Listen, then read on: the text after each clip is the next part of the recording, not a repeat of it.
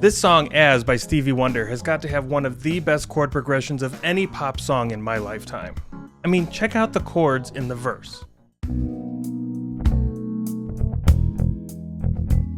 The first few chords of the song are pretty straightforward. We're just going from one chord to the 4 chord. We're in the key of B, we're playing a B major 7, and we're going to an E major 7. Now Stevie's getting a little fancy with it by putting a B dominant 7 in between them, but we're in pretty familiar territory here.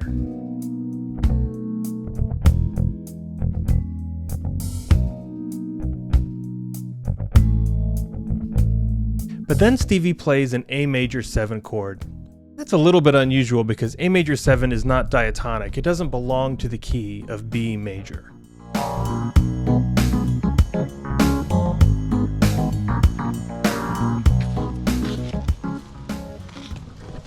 Playing an A major chord in the key of B is not exactly like going to the moon.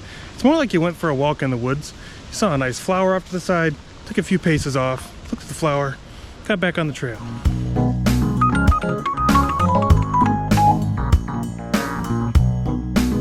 One thing we could do to break this down here is to look at it vertically, meaning we could take the 4 notes of A major 7 and we could compare them to the notes of the B major scale. And if you did that, you would see that 3 of the 4 notes in A major 7 are in the key of B. There's only one note that's different. So A major 7 may not be in the key of B, but it's pretty close. But we might honestly just be overthinking this. The simpler reason to explain why we went to A major is just because that's where Stevie's melody took us. The melody here is so compelling that when it lands on a C sharp at the end, we just have to find a chord that works with it, and honestly, A major 7 is a great chord to use when C sharp is the melody note. Then after playing the A major chord, we go back to B major and play that sequence again, B major to E major, and then to turn us around at the end of the verse, we do a series of 2 5s.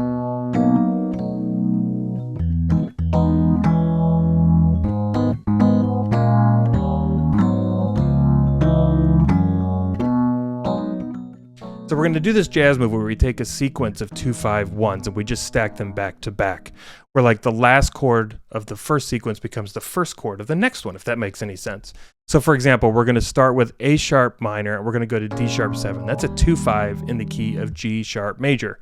So we play a G sharp major chord, and then that starts the next sequence. It's going to be G sharp minor that is going to go to C sharp 7. That's a 2 5 in the key of F sharp. So now we're going to take the C sharp major chord, we're going to turn it into C sharp minor to F sharp 7. That's a 2 5 in the key of B. We're back home. If chaining all these 2 5 1s together is a bunch of jazz mumbo jumbo, don't worry about it. This stuff is hard. It took me like 20 takes to get it right for you on the piano. This song, As, comes from Stevie Wonder's monumental 2-disc album called Songs in the Key of Life. To this day, when anybody asks me what my favorite album of all time is, it's this one, Songs in the Key of Life. I think there are 21 tracks on this album, and they're all as great as this song, As, that we're looking at. I mean, think about the songs on this album. Sir Duke, I Wish, Pastime Paradise, Another Star, Contusion, Isn't She Lovely? I mean, this album hits hard. All of the tracks on this album have at least 4 keyboard parts. Some of them I think like 5 or 6, and they're overdubbed, so Stevie is playing them one at a time over top of each other.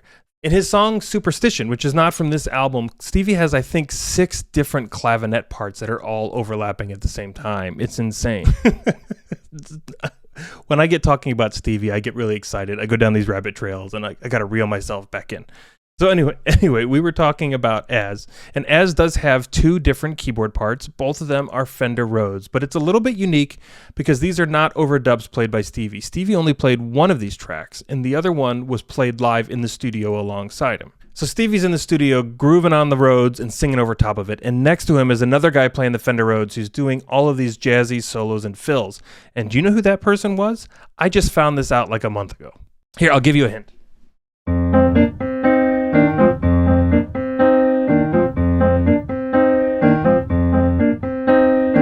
That's right, my man Herbie Hancock is the one playing the solos and fills. I had no idea. Maybe I'm the last person on earth to figure this out. I don't know.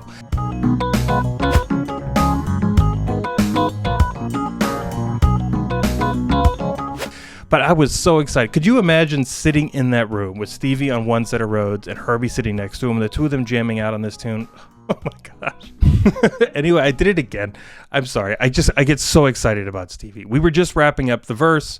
We were in the key of B. We just did this series of 2 5s to take us back to B, and now we're in verse 2. Verse 2 is the same as verse 1, and when we get back to that turnaround, we get to that G sharp minor chord. Stevie psychs us out. So instead of doing the turnaround to go back to B, Stevie just launches us immediately into the chorus.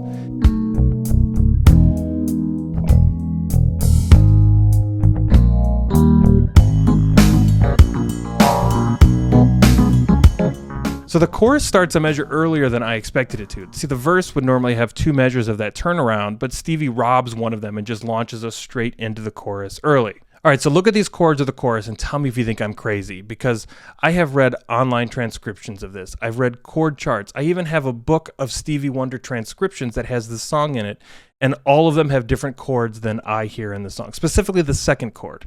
So all of these places agree that the first chord is G sharp minor, and they all agree that the bass line walks up in stepwise motion. That's great. But the second chord, in my mind, is a D sharp 7 chord that is over an A sharp, so it's over the 5. And I have not found one place online that agrees with me on this chord. But I would stake my reputation on it. I am so sure that that is right. I did find one place online that called this a B flat diminished 7th chord, and I guess kind of that's right. It just doesn't sound like a diminished chord to me. It sounds like a dominant 7th chord to me. But anyway, the next chord is a G sharp minor chord, but we're doing this walk up thing in the bass, so we're going to put a B on the bottom. And then our last chord in the sequence is C sharp major.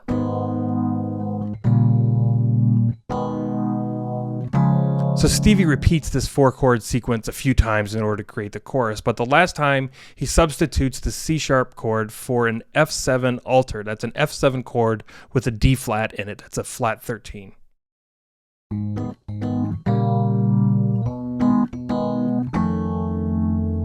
So the reason he chose F7 here at the end is actually pretty interesting. See, after the chorus, he's going into the interlude, which is modulated to the key of E major, and F7 is acting as the 5 chord in E major. Now, I know, F7 is not the 5 chord of E major, B7 is, but F7 is acting as the 5 chord in the key of E. See, B7 and F7 are a tritone apart, and so they use this thing called the tritone substitution, where you can use an F7 in place of B7 and get this kind of funky altered sound. So after a very brief interlude in the key of E, just a few measures, Stevie uses a chain of 2 5s like we did earlier to bring us back to the chorus. And all that's left in the tune at this point is 5 minutes of Stevie looping the chorus while Herbie Hancock is soloing over top of it. And God, I wish it was 10 minutes.